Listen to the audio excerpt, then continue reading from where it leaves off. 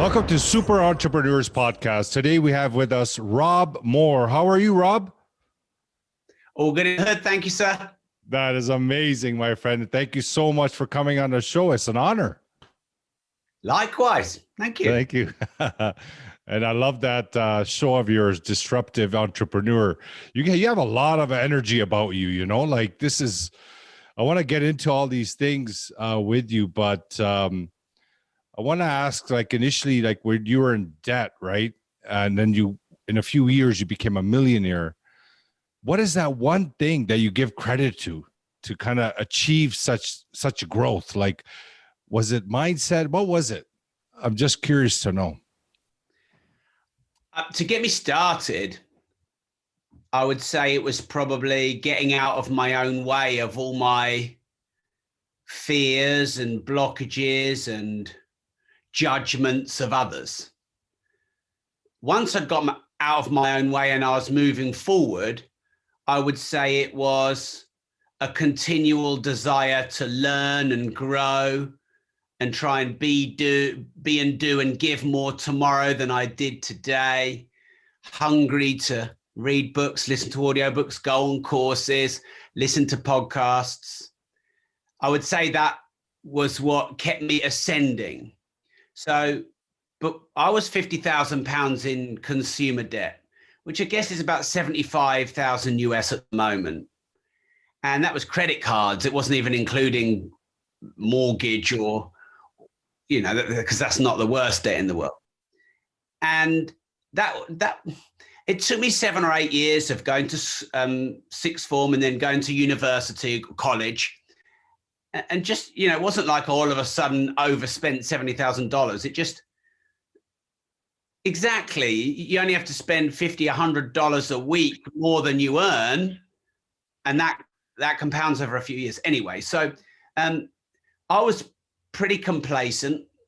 I would say I had a chip on my shoulder, and it wasn't through being great. It was, I was always a bit envious of people who are successful. I always presumed that they screwed people over, or they were greedy, or they did illicit things to get their money. But I wanted to be successful and rich. So that was a weird relationship I had with people who were. I was definitely scared of failure, definitely didn't like any conflict or confrontation, all going back to childhood. So these are the things that I mean by my own blockages and internal quandaries and fears, and always really feared judgment and ridicule. And so this stopped me from taking any kind of risks. And so I'd stay comfortable and sort of internally moan and complain, and externally about people who did take those risks. But, you know, things changed on December the 15th, 2005. So that's amazing. And you'll notice that a lot of people have these blockages, right? Like especially what's going on inside. They only see success is when they clean up that area. And I'm so glad that you explained that, because that is the formula. You know, you have to work from inside out first. It's incredible, like amazing. And you've been on fire since. Like, it's just like, you know, like 17 books. That was the 17 books you wrote right up from that time, or before that? Did you start before, or was it around that time that you started? Yeah, so I've just launched my 18th opportunity. Nice. And I'm writing 3 as we speak. No, they were all 2008 was the first year I wrote a book called Property Investing Secrets. That's on like edition 5 or 6. That's done well in that space. But I write sort of more general books now. Start Now, Get Perfect Later, Money, I'm Worth More, Life Leverage, Opportunity. I'm writing one called Recurring Income. I'm writing one called Increase Your Fees with Ease. So yeah, 18 books in 13 years, I suppose. That's a bit more than average, but yeah, I don't know. I guess I'm making up for lost time, because in my teens through to age 25, I mean, my dad raised me to be an entrepreneur. He got me working age 6, which is probably illegal now, but it was fine back then. And I loved every minute of it. Restocking the shelves with all the drinks and filling the fridges and chaining up the beer kegs, because, you know, my dad had pubs.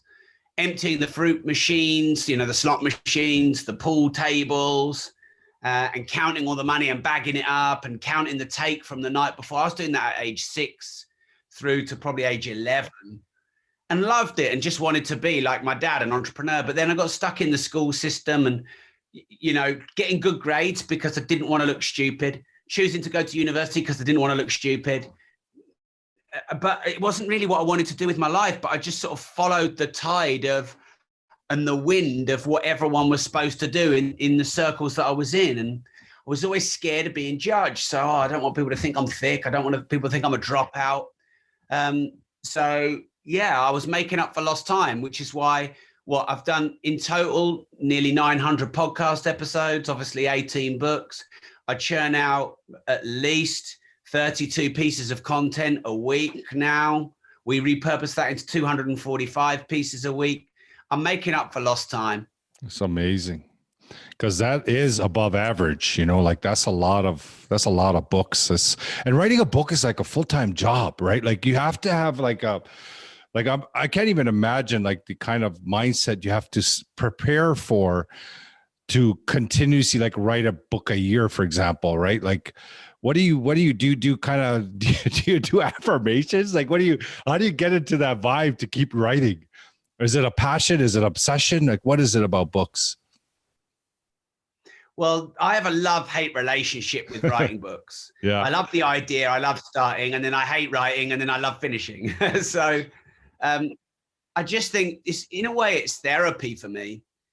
I have a very active mind, which I think most people do in areas they're really passionate about. I'm really passionate about it.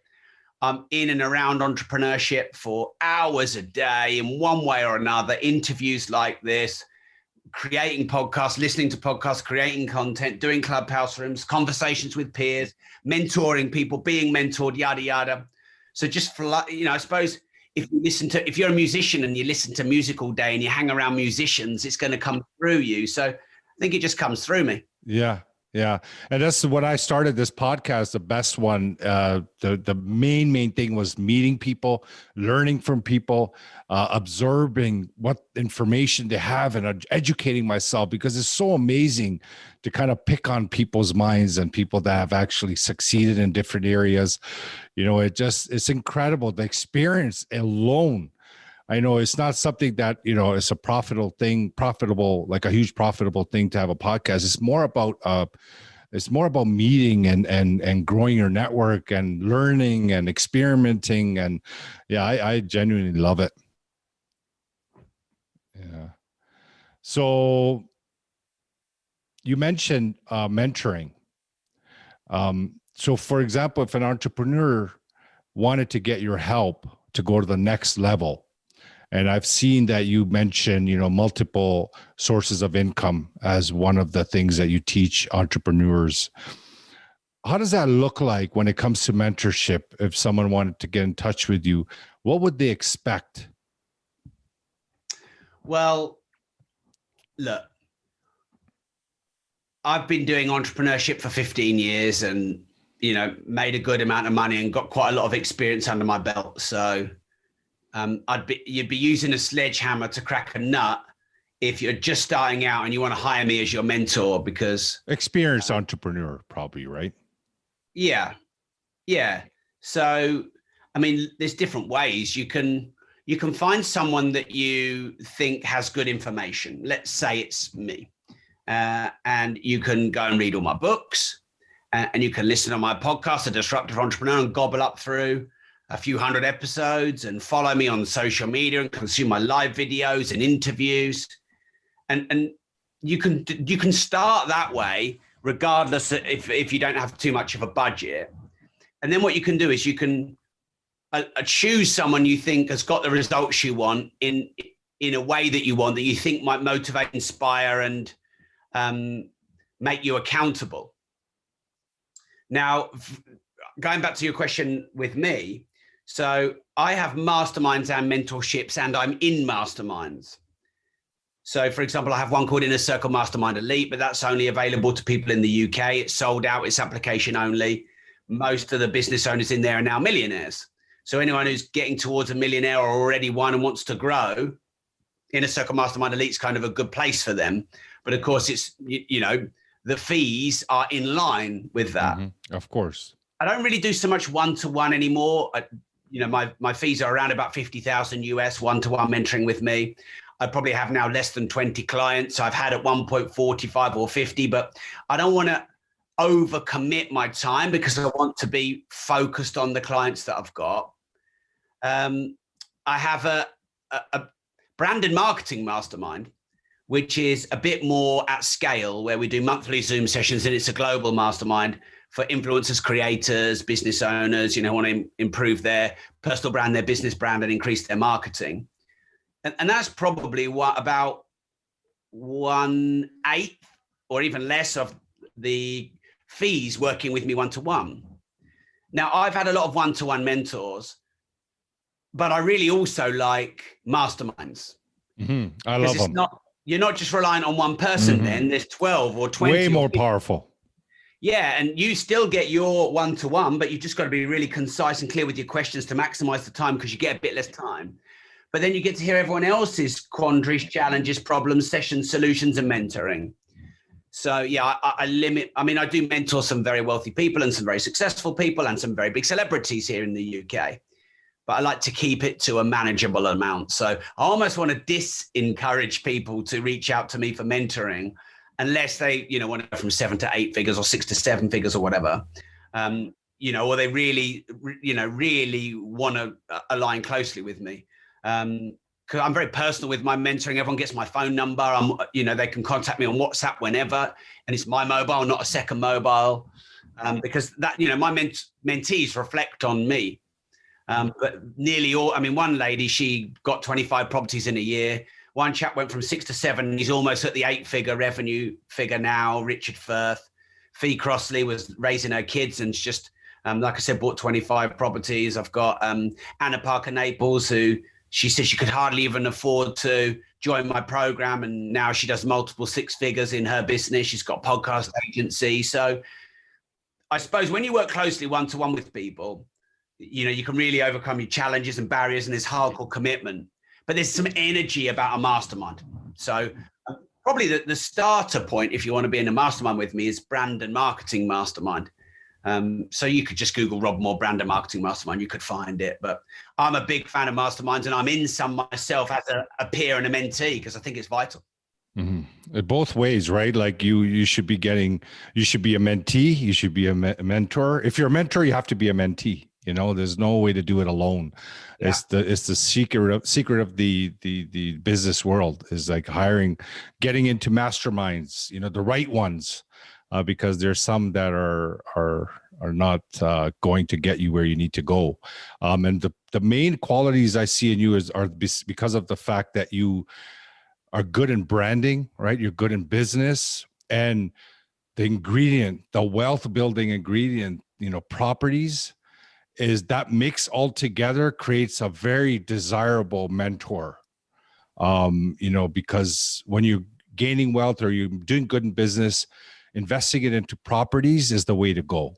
So that mix is very attractive. You know what I mean? So I just wanted to talk about it, if anybody's listening, that I'm sure is one of the most common desires of people when they go into business. Oh, I'm going to go into business and then I'll start buying properties. So definitely it's a good place to go. How about your public speaking? Did you have a mentor for that as well? Because you got 2-time world record, Yes, I was so scared of public speaking. I tried one speech and hated it, and stood right in the corner and literally wrote out notes word for word, and just looked at them. And yeah, I went on a public speaking course in Australia called Platform and Presentation Skills with Chris Howard. And that was my first speaking course. And I've had other speaking mentors since, and continued to do public speaking and refine my skills. And yeah, I broke the world record for the longest public speech a few years ago. And then I did the Teams speech world record a year after that. And I've done thousands of speaking gigs. If you include all the Facebook Lives and podcast interviews and everything else, it's many thousands, and I love it. It's a great way to earn a living, to inspire people, educate people, get your rewards, both emotionally and financially. It's a great passion turned into a profession. Yes, definitely passion driven. So I noticed that you mentioned online that you have about online, or I got it from somewhere, but 840 plus rental units and growing strong. So are these those rental properties you buy and then the I don't know how it is in UK, or I'm not even sure if they're all in UK. Can you talk more about those rental units? Yeah. So now we have 990, myself and my business partner, in 3 property companies we do. We have a holding ownership company, a development company, and a management company.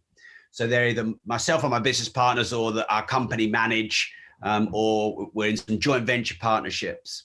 And they started with single family, I guess you'd call them duplexes or studio flats or small 2-bed houses, what we call terrace in the UK. You have rows of small houses, buying up those. And then we got to the bigger multi-lets, 5 rooms, 6 rooms, 8 rooms.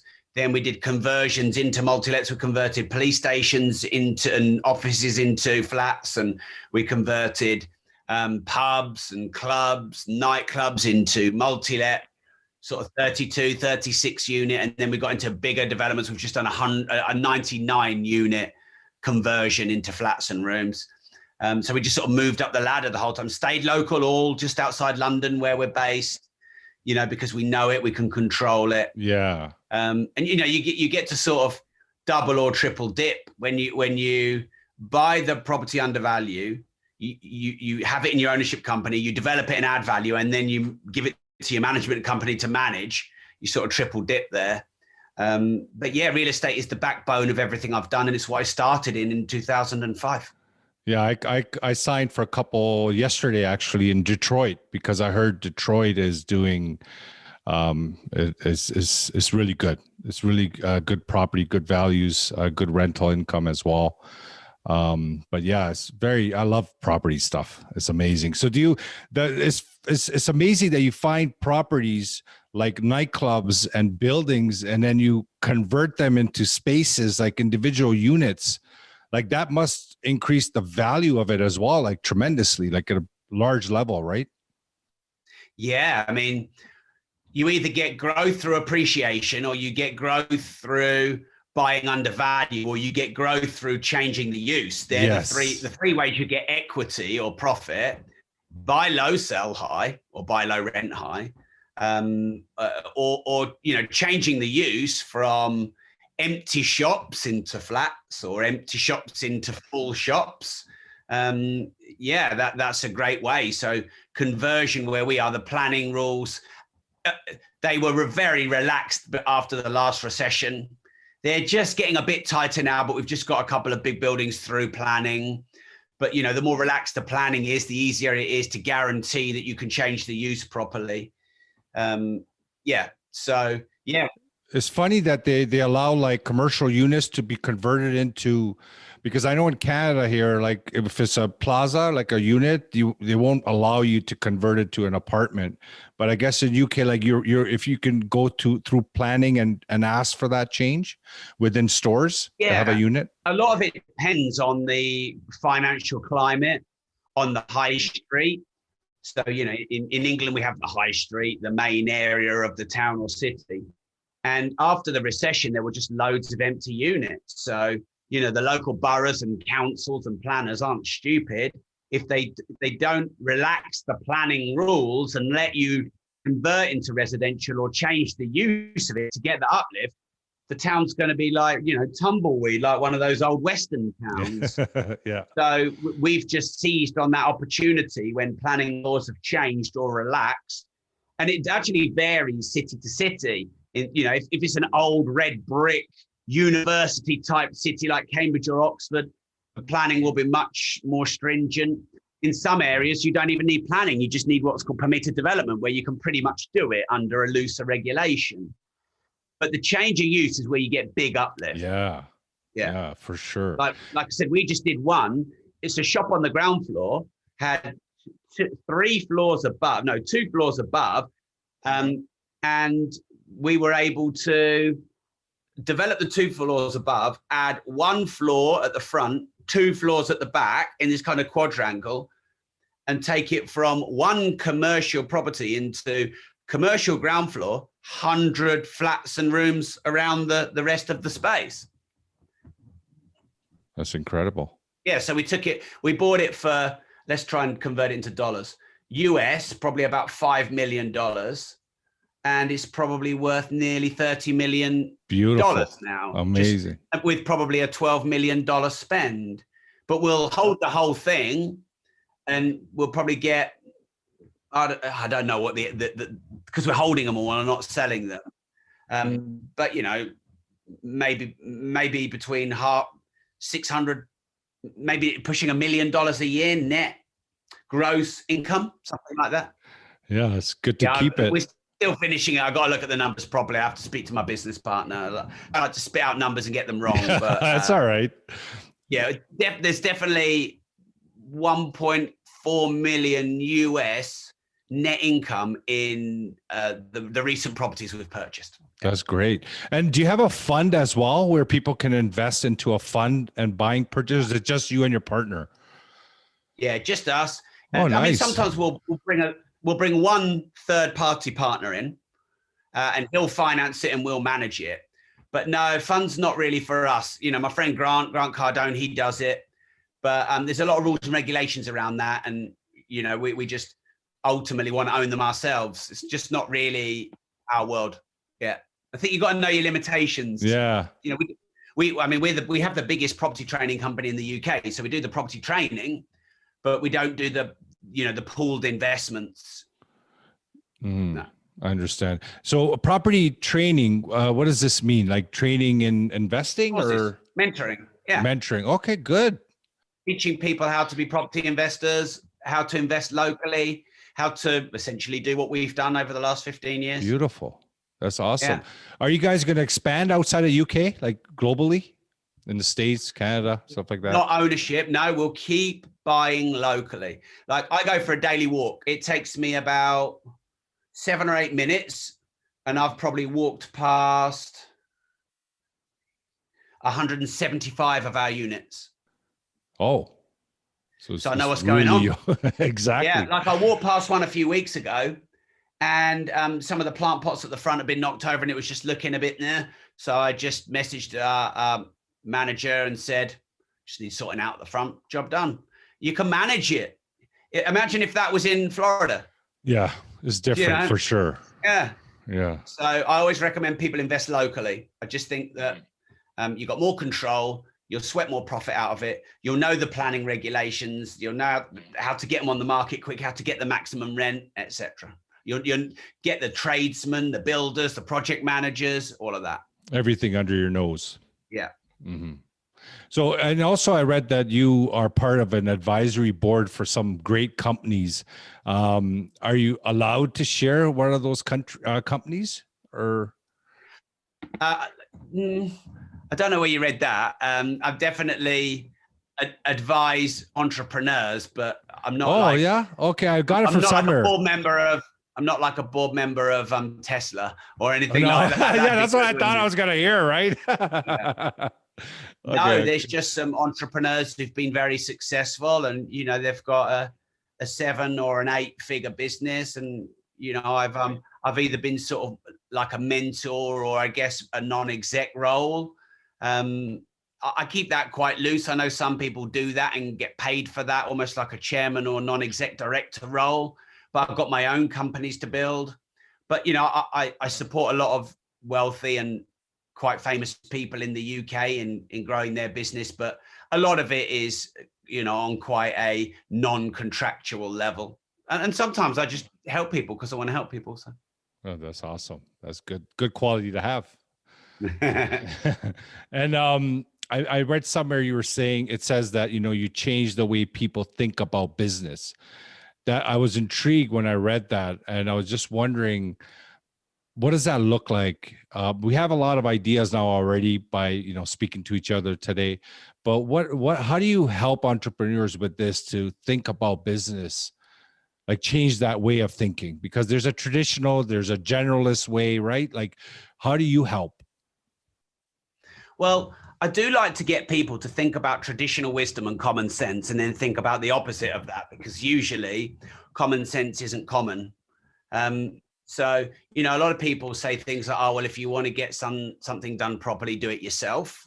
No, get someone who's a specialist at it, who's better than you, and get them to do it for you. 100%. A lot of people say, oh, well, when you hire someone, you need to have really done their role first before you can hire. No, I've never coded. I've never done design. I've never been an FD. There's so many roles I've never done. And if I had to learn them all before I hired out, then I'd have to be doing 20 years of study every time I want to hire someone. A lot of people say you've got to trust your intuition. I say, no, you've got to gain experience and do due diligence and research. And sure, once you've done all your diligence and research and then you get a feel, you can go with that. But a lot of people are using intuition to make important decisions, and they've done no research or diligence or background checks, or they're just using their intuition as an excuse to make very flippant, loose, fast and lazy decisions. So there's another one. A lot of people say, and this is, again, quite common, hire on attitude, not skills. No, I'd rather have a really great coder than a really happy coder who's not a very good coder.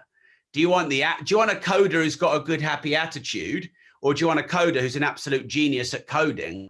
And often when you find hiring real talent of skills and genius, often they have quirks and isms and weirdnesses, and they can be somewhat abrasive and obnoxious.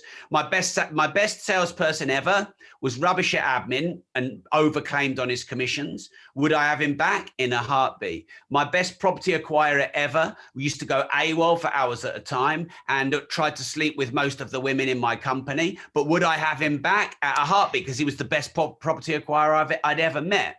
So, and I actually think you can teach attitude, because attitude is culture. So there's a lot of myths that there's sort of the prevailing common sense. And I wonder who's actually sharing this stuff. Have they actually hired people? Have they? Yeah. So, these are the kind of things I like to teach people, or at the very least, I want to show them the other side to the one-sidedness that they've been shown. But if it is common sense and common, it's probably not wisdom and experienced on the trenches.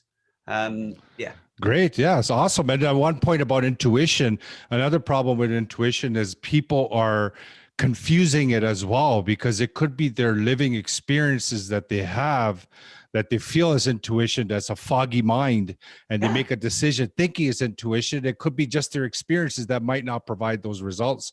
So it's very tricky intuition business. And we all have biases, don't we? So for example, I lean towards trusting people too easily, and my business partner leans towards being too skeptical and trusting people not enough. So we're always going to have that filter. So I'm going to always go into a new relationship trusting a bit too much. And Mark's always going to go, my business partner, he's always going to go into a relationship trusting not enough, in terms of, the extremes versus the mean, the average. So we have to know our own biases and unconscious filters. But yeah, a lot of people are like, oh no, just trust your intuition, everything will be fine. Yeah. It could be foggy depending on what's going on in their mind, right? So we always like to ask our guest what their inner superpower is that got them to this point in their life.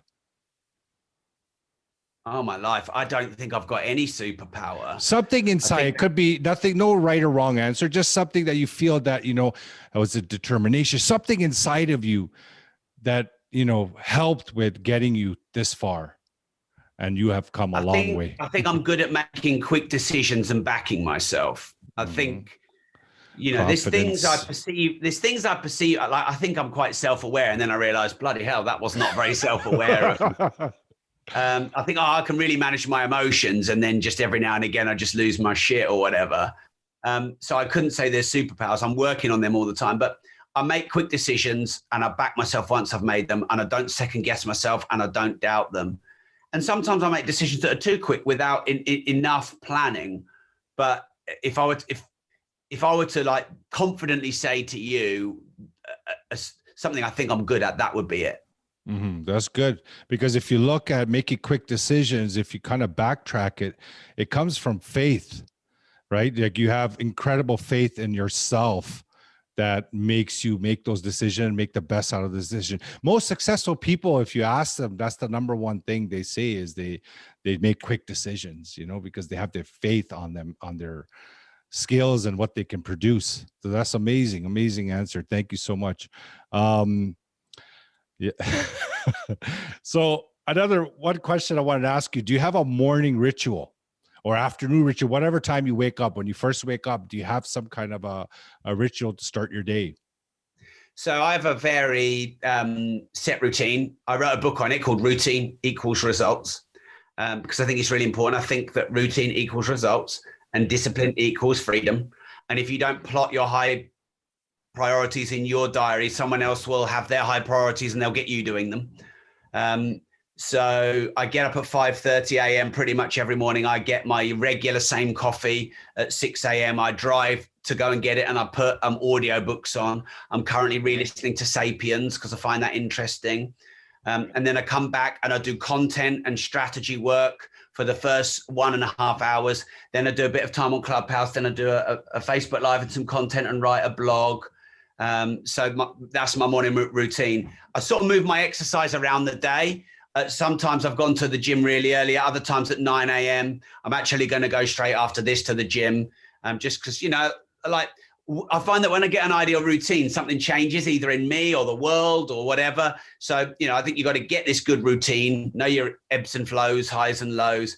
I test everything in my routine. I test when I go to bed, when I get up, the coffee and the food, and when I place things in the diary. And I probably change them probably 3 or 4 times a year just to have maximum productivity, efficiency, make sure I still love what I do and do what I love and not waste any time. So, yeah, I mean, I'm not really into meditation. I'm not doing cold showers. There's lots of these things that people do, and I've tried a bit. And maybe I'll get on them a bit more. But great meditation for me is having an interesting conversation like this, or going and hitting the gym, or listening. I've got like a music room here and a studio, and listening to vinyl is one of my great meditations. Yeah, I always say meditation is what feels good to you. Meditation could be speaking to your pet for 10 minutes. Meditation could be walking in the wilderness, right? Like it depends on what feels good. And that's great. Thank you so much. One last question before I let you go. What are the 3 things you're grateful for? Well, I'm grateful for being alive. Love that one. I'm grateful for this present moment. So I'm grateful to you for wanting to interview me and have this conversation, and the kind things you've done for me. Thank you. Thank you. Because I think it's really important to be grateful for the present moment. It's very easy to be nostalgic about the past or looking forward to the future. But I think being grateful for the present moment. So I'm grateful to be alive. I'm grateful for the present moment. And I'm grateful for all the people in my life, the lovers and haters, the fans and the critics, the family and the friends. So they're the 3 things. That's great. Man, Rob, it's amazing. Thank you so much for coming on our show, my friend. Keep in touch. I'm gonna, add you to social, and definitely what you're doing, I'm a fan of, and I like your energy about business, about investing. All those things are very, very next level in my books, and I respect you, and I wish you tremendous growth and impact that you're giving people. I wish that grows further and further, and you can help and impact more and more people. And I just wanted to say that. Thank you.